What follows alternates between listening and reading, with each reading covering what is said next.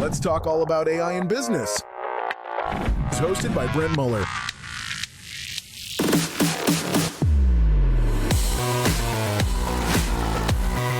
Welcome to the Future Proof Podcast.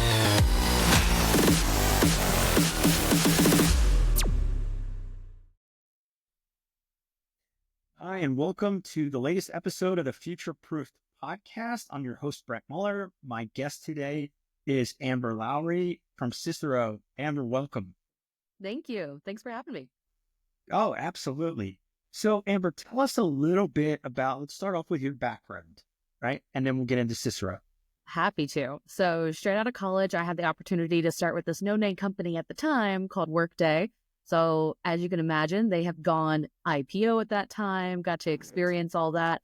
But through my own journey, I ended up going to a few different consulting firms, ended up in a Fortune 50 companies for a little bit, implementing Workday in-house. But then I ended up being a mom, and I realized I did not want to be on the road, didn't want to be doing the commute. So I ended up in 2016 creating my own company, Syssero, and created it with a bunch of me and my mom friends and a few dad friends. And now it is over 100 employees all over North America. And now I also have 2 side businesses as well that I've spun off from it. That's awesome. Awesome. So let's talk, before we go into the side, because I really want to get into some of that, what you're doing, which is really, really unique. Let's talk about Syssero and talk about, kind of your journey since 2016 and your growth, because I mean, it's phenomenal growth and some of the industries and clients you're in. Do you have any cool stories? That's true. Well, I will say, I think I started off as most entrepreneurs do. Like, I made it for myself. I wanted to make money, obviously, to pay the bills, but I didn't realize how quick it was going to grow. And as we were growing, I think that first hurdle was probably that first 25 employees for me. And then we got to 25. I would say the next hurdle has been like 75.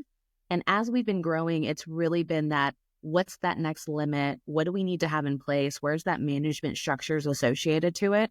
I think that's been the really big key. I know we talk about it a lot as entrepreneurs, like you need that leadership, you need that management team to start pulling that off of you so you're not doing all the hats that you've been doing. Amen. Amen. And that is a huge burden, bottleneck, and undertaking. Yeah, absolutely. What was the secret to like kind of breaking through? I think we use EOS in-house, so I'm sure many entrepreneurs are using that in-house, but there's a lot about that core values tied into finding the right people that get it, that they're supposed to be on the seat. So when we talk about like Beyond Entrepreneurship 2.0 and combined with the EOS methodology, it really just makes sense because you're able to find the people that you need to bring in and have that executive presence, but also have that management and that kind of people touch that you need to make sure that you're getting all the way from that line individuals that are adding that value all the way up to that management understanding as well. Really cool. Really cool. So tell us about the last couple of years. What's been like on certain industries that have really popped with Workday implementations and integrations? Well, I will say what really set us apart is I was always remote first in 2016. So obviously the pandemic really, frankly, boosted our numbers, as you can imagine. We already had that set up. What we noticed through the pandemic and further on the last few years is financials management companies really understand the efficiencies in systems and operational models, and they just love us. So actually 70% of our clientele base is in the management or financials management industry. And it really adds value for us because quite honestly, they make money, they spend it wisely, and they want to be efficient. And so it just aligns with our core values of being lean and mean and bootstrapped. And so it gives us what we need, and honestly, we give them what they need. Awesome. All right. Before we get into a couple of your stories, let's talk about some of the insights you see across the industry. So, the fact that 70% are in those 2 verticals is phenomenal. So, what do you see there in those industries? Well, specifically with financials management companies that I've found is that HRIS departments, and that's where Workday kind of sits, is usually that HRIS area, is that they have HRS teams of 2 to 3 people. This isn't the standard like large enterprise, 20, 30 people that are kind of working on an ERP system. These are lean, mean teams. They want the best software, but they also are really streamlined on where they spend their investments. And so it's rebuilding the structures from an ERP team that used to be 20 to 30 people down to maybe 5 at max. And that has to be super efficient. So what we're seeing in the industry is, how do you get to that size, realizing that you're supporting an organization that might be doing billions in revenue, but their support team is minute in comparison. And so that's really what we're saying in-house. So talk to me, because one of the things that I always say, and maybe maybe it's not as pro, I'm betting that it is, but the corporate communications, right? So as part of HR IS departments, again, I always think that's why it used to be the head of HR, and now it's the chief people officer, right? Is the new emerging title, because that the role and the functions have grown. Have you seen that with a small team? Are communications still a big issue? Yes, they are. And I will say, especially with our industries that we focus in, they still want the white glove approach. So even though you might have a team of 5, they want you to feel like, I understand who you are, what you're doing, what your responsibilities are. And I want to make it feel, even if we are remote, that you're sitting right next to me. And so it adds another layer of complexity on the touch points, the communication structures, the complexities on how to reach out to them, knowing that we're always attached to something. But in all reality, are you always checking your email or your text messages? Debatable, right?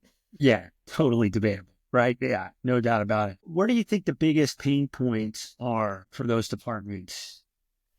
Well, what we're seeing is, specifically with Workday, is it's a great object-oriented database, but it was truly built for large enterprise. So it was built for teams of 20 to 30 people. So redesigning processes to leverage technology to do the steps that originally were done by 3-4 people down to a half a person. So doing that and having that strategic conversation of like, hey, we're not going to build an HRIS team of 30. We're going to stick with 5. And how do we do this so efficiently that by the time we're done, that we feel like we've added value, and knowing that this is honestly, Workday's an expensive system. And so we want to make sure that we're adding value long-term. Yeah, that makes a lot of sense. And yeah, I mean, there's only 2 or, well, I mean, there's more, but in that space, there's not a lot of big competitors to Workday, right? There's 3 or 4 big. Yeah. You're really looking at like PeopleSoft, Oracle, SAP type of organizations, at least in that sphere. But quite honestly, Workday's trying to go down market, and you start getting into UKGs, you got to go to, Dayforce. So you start seeing other areas that you have more competitors in that. Yeah. And I was going to mention Dayforce because the one, I know one of my clients is using, and the only reason I was going to ask about down market, because I feel like where things are going is that the mid-market is going, and the startup market with the way private equity is coming in and funding them, these companies all need this. So going down market actually makes a lot of sense. How does that, are you guys positioned at Syssero to flow with that? Well, specifically because I was telling you the issues that we've noticed with the financial companies is that they have small teams. And so we've used those best practices to say, like, in practice, if you have a team of 5, what does that look like? And the beautiful thing is, small and medium-sized businesses, as they're kind of emerging into that space, that's how big their teams are as well. Right. So, they're going to be 3 to 5 members, right? Yeah. So you're not getting a team of 30 like you used to do when you did the big like Coca-Cola implementations or something like that. But now you get to come in and say, hey, you know what? We know how to do this because we did this at this company, and they've been running in this operational model for quite some time.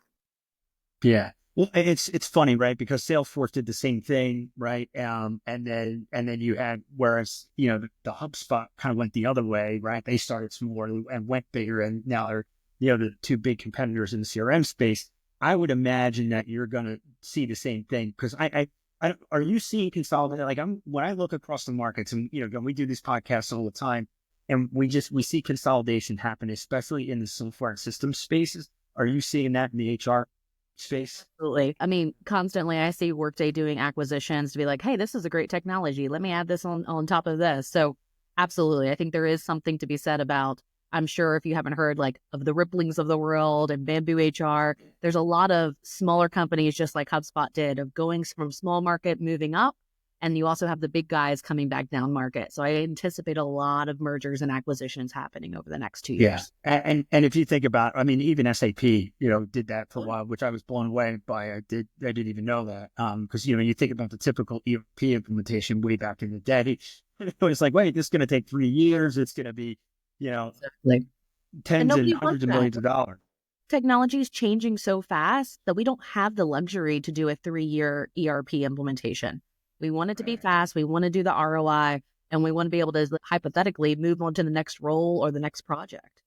Yeah. Well, and so the funny thing you just said about Workday, because I'm seeing, this is the other trend that I'm seeing, is because of the proliferation of tools and siloed solutions, right? That's what the consolidation is happening, because people would rather have a 10-in-1 solution, right, for their department, rather than go buy 10 tools and have to integrate, right? So how do you see that?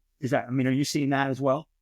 We are. And that's where we're seeing Workday thrive in that space, is because there's not a lot of integrations that you have to do outside of maybe your benefit vendors associated to it, or maybe your kind of Active Directory, because it is one source and it is everything under one roof. So it is giving us a lot of value add propositions as we're selling it as well. Yeah. And what you realize is you don't have to have best of breed in every single piece. You have to have best of breed in what your most critical needs are. And it seems like Workday is one of those different solutions where that brings it, which makes your job easier, right? Exactly. Because again, the cost of integrations, right? I mean, I've been in consulting for so long, and so have you, and you know how difficult that has been in the past. It is. And it's awful, because it's almost as much as the implementation just to do the integrations afterwards. Yeah. And that's what we're seeing, where people turn down. They're like, well, I just don't want to do this, because if I only am doing HCM with Workday, it doesn't make sense, because now I have to do it against my recruiting department, my payroll, ADP, you start naming it, right? Yeah, absolutely. So, which is a perfect dovetail into, what our podcast is all about is, okay, now that you have a great handle on the landscape, that AI is emerging faster than anything. We always equate, the last thing you can equate it to is the cloud, right? No one knew it was the cloud. Right now, everyone's on the cloud, but that was a long adoption cycle. This is different, and it's coming faster. But now you add automations, right? You add data. How do you see that? As you look down the next 1 to 2 years, how do you see, Amber, that impacting the HR space? Great question. It's interesting. I'm sure you're seeing this as well. It's like everybody has their own AI version.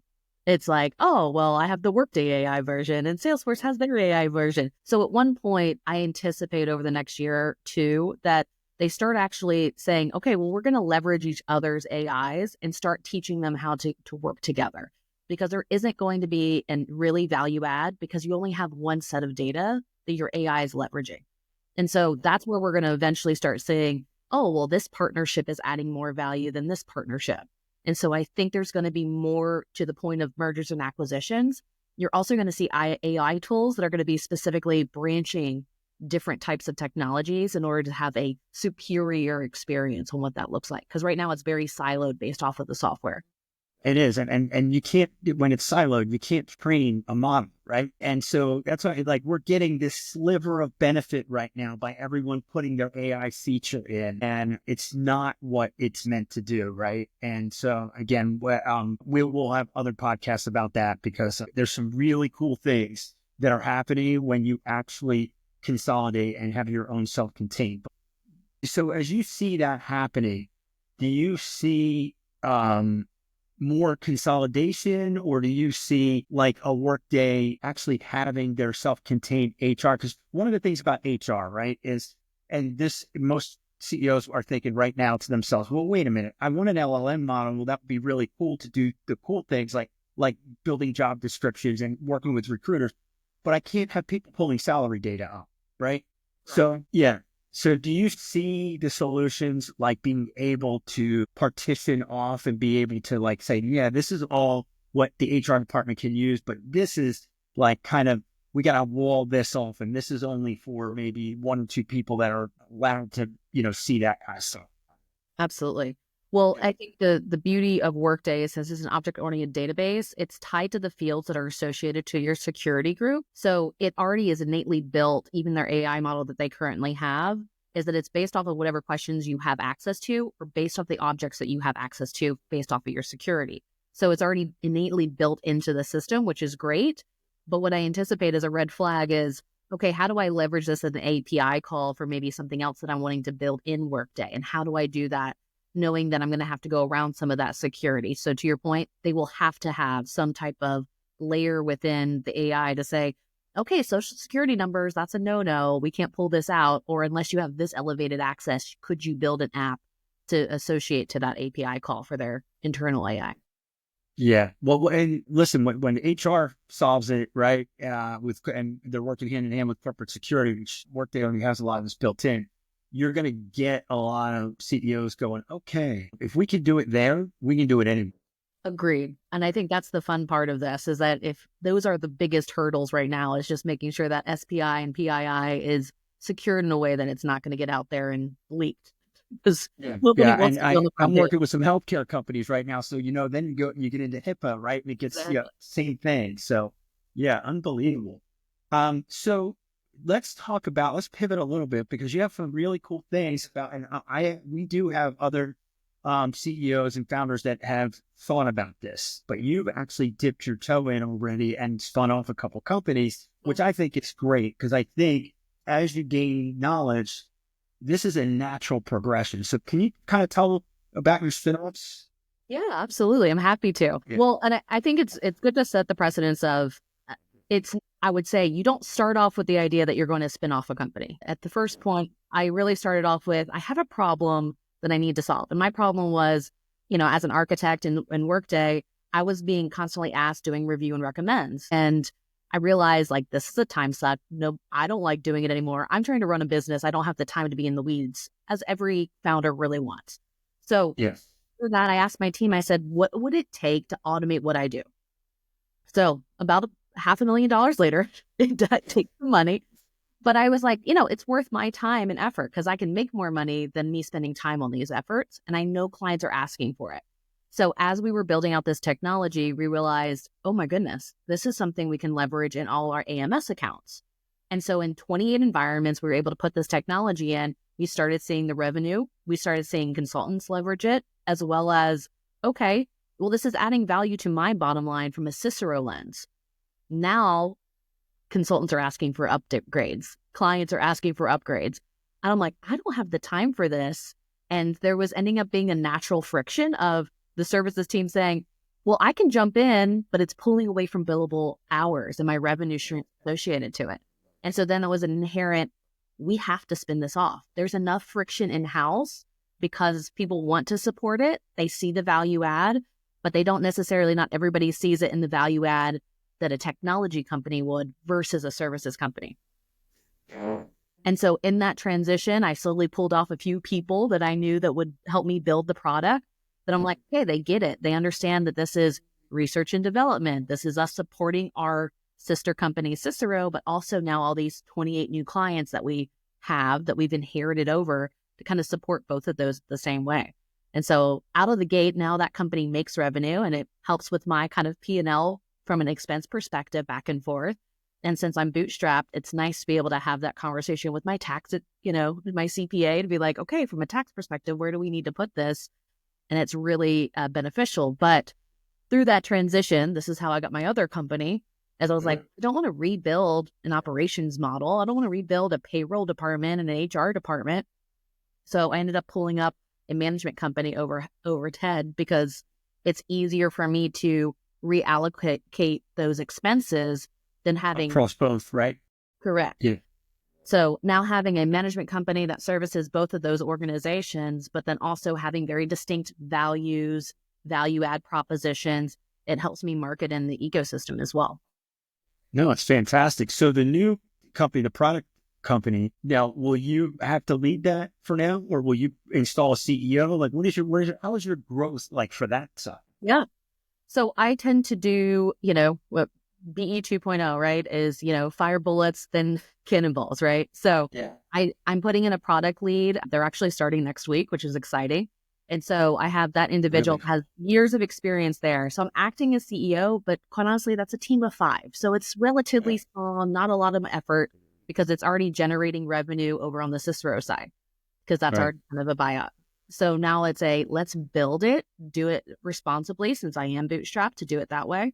And then my management company, I'm acting as CEO. Now Syssero, I already have an integrator. I have my president over there. So while I'm acting as CEO, I'm not really doing a lot of things in my services organization anymore. So a lot That's of a good place to be, by the way. Yeah. correct. So Yeah. now I'm over making sure the management company is operating at the high efficiency because obviously that's a direct impact for both my sister companies. And then from a Yeah. technology lens is really leaning into that to say like, okay, now what else? Now that I've built a wonderful product, what other products should we be building? And we just had a conversation with Workday this morning that we're hopefully getting a new app added to another product line as well. So it's exciting kind of moving that forward and trying something new, which I think all business owners want.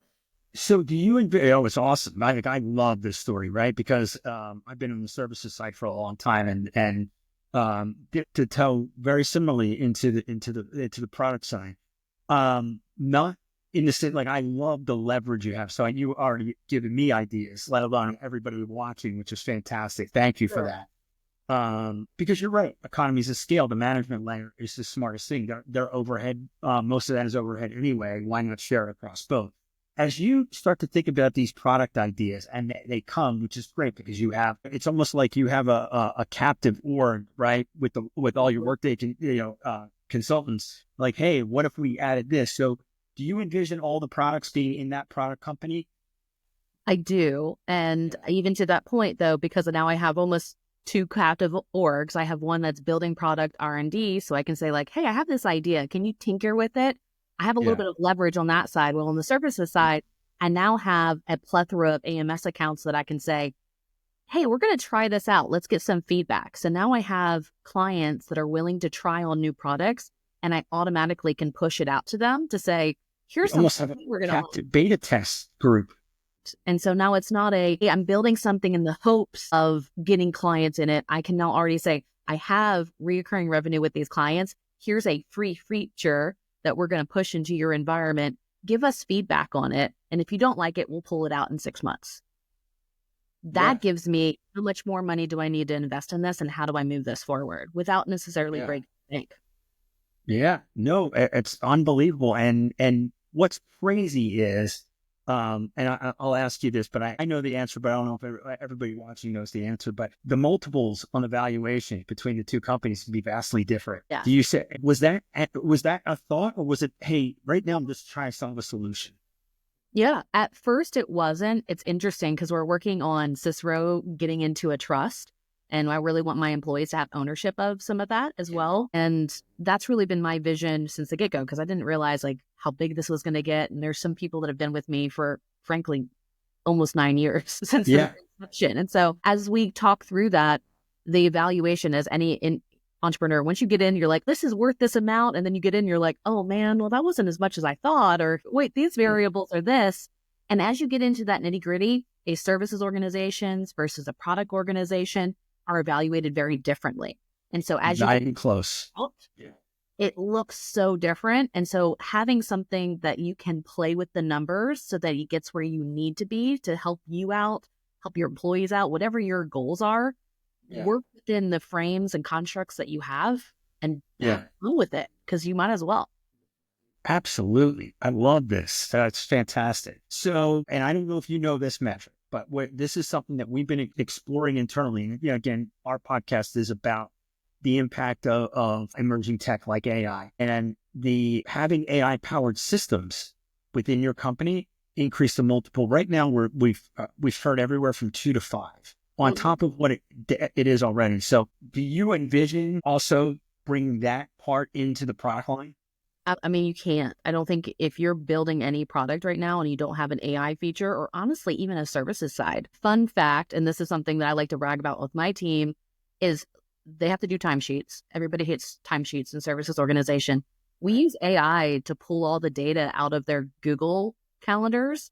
So then it cost references their timesheets to see if there's any missing time or any kind of allocations that they should be adding. So That's it gives awesome. us, and it usually catches at least 20% of possible missed revenue from a billable perspective. So all those types of things that you should probably be adding in to be catching all those human errors and frankly, the things that people don't like doing, like Right. should be doing, because that's what's going to add the value.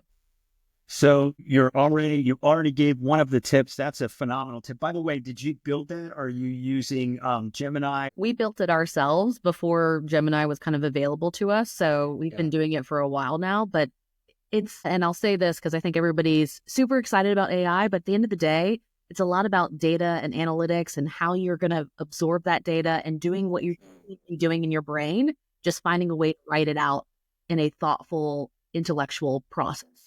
Yeah.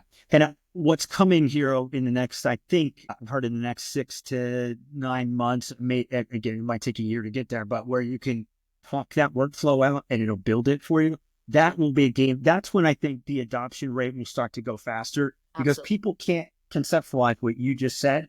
We see it every day. Right. And so I'm like, how doesn't everybody else see this? So Amber, like, just for the audience, when you saw this and you're like, hey, we're missing revenue, right? This is a great like example. Start to end, right? When you're working with your team to build that. Was it a big endeavor to do that? It wasn't horrible. I mean, for us, it was sitting down, identifying the problem, really calling out the problem, because I think not a lot of people spend enough time in what is the problem we're solving. 100%. Yeah. But then as soon as we got to, here's the problem, how do we solve it? That probably took less than 6 months. Yeah. But honestly, the hardest part we had was the adoption from people to use the new technology. That was the hardest part. And that took, I would say, probably 6 months to get everybody on board.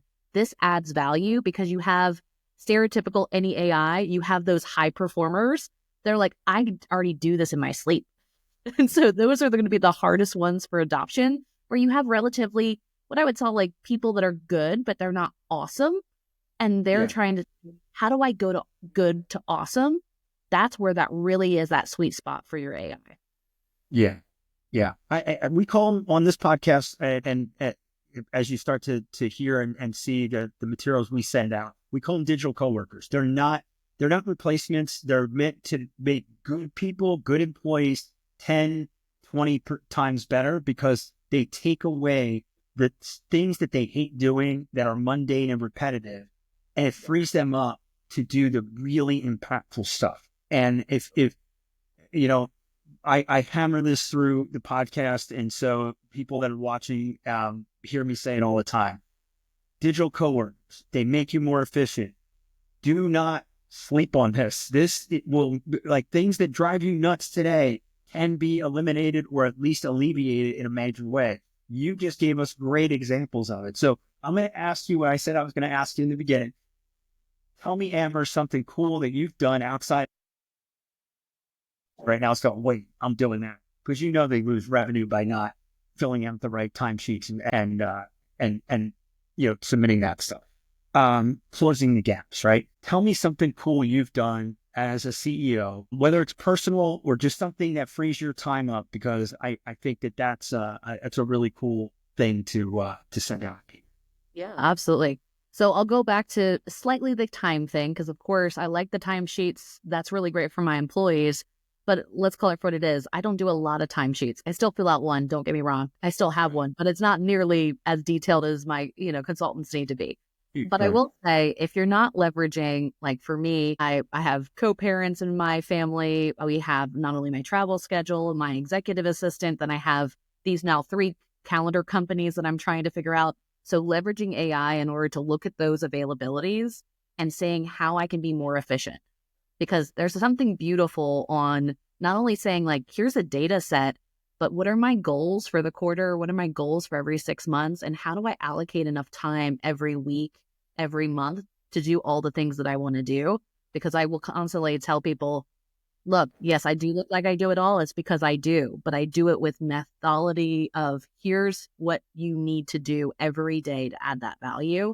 And quite honestly, you can't do that, in my opinion, unless you're spending hours every week going over all your calendars, which nobody wants to do. Right. nobody wants to do. Very, very cool. And are you using any to do that particular thing with the calendars? Because there's probably people go, wait, how does she do that? Right? Can you give any insights? Yeah, so I'm using chat associated to it. And so I have them accessing not only my 3 company calendars, my family calendar, my co-parenting calendar, but I have a hobby farm as well. So I like to do it all. And so I even have an actual calendar for that of like, here's all the things I have to get done every quarter or whatever it might be. And I use that as API calls to kind of say, okay, hey, chat, give me an idea. How efficient was I last, quarter or last month? And I'll give me actually, you should have done these things. Or, hey, next time, let's allocate some hours towards this. And then I actually feed that over to my executive assistant to reorganize my calendars. See, I love that. That's phenomenal, right? I have not heard that yet. And I was trying to think, like, one of the big emerging things personally right now that people are talking about is, ChatGPT or any AI model will help you plan, if you're planning a trip, right? Or planning your itinerary, you're traveling, and you tell it whether or not you're a busy person, you want to stack things every day, which I am not, or you want to do 1 or 2 things max during that day, right? And it plans it out. You just did that and applied it across what a busy exec looks like. I freaking love that. And so I will be putting that out. This is one of the better ones that I heard. So thank you for sharing. I hope more people can add value on that. Yeah. Oh yeah. So last thing is, let's talk about, I know how you're growing the services. Let's talk about the new venture, right? Because the product side's new and you have phenomenal, right? Like captive audiences to be able to test this. How do you anticipate growing? And if I could give you a magic wand to fix one thing to get you at catapulting, what would that be? I think for me, it's figuring out all the other problems that I don't have outside of my other businesses. And so meeting with other executives, meeting with other business owners and having those conversations and honestly just being able to play in the sandbox together. I think that is truly the magic wand, because when those things happen and we're able to work together, that's when I see all the magic truly happen, because you're able to say like, we can get this fixed and this can be in a month. That's phenomenal. Right. So that's truly the magic wand. And I know everybody's so busy. And I think that's the hardest part, frankly. Right. Again, why I told you we started the podcast for this reason. Like, we have phenomenally smart people like yourself on here all the time. And you get so busy and you're like, man, if I can just free up and I can do this, or if I could collaborate, I can do this. Yeah. Yeah. I got to tell you, Amber, this has been just really fun. You have given me all kinds of ideas. And I think our audience will really, really like watching this podcast. So thank you for spending the time with us. We really appreciate it. So tell everybody how to get in touch with Syssero or your product company. Yeah, absolutely. So obviously look us up on LinkedIn for Syssero. Our product company is called Systics. And then my management company is called Seneca. So we support services organizations and understanding how to bootstrap, and happy to take a call, even if it's just, hey, let's have a conversation and play in the sandbox. Yeah, I love it. I love it. Well, we'll get this podcast up and live over the next week or two. Till then, guys, thank you for spending time with us, Amber. Anybody that has a Workday solution or actually a product idea that wants to have a conversation with Amber, please reach out. And we'll have all the links below. But thank you again. And this was really fun. Thank you so much. This is awesome. All right. Till next episode, guys, we will talk to you later. If you're ready to embrace change and lead with innovation, be sure to subscribe and never miss an episode. Thanks for tuning in to the Future Proof Podcast.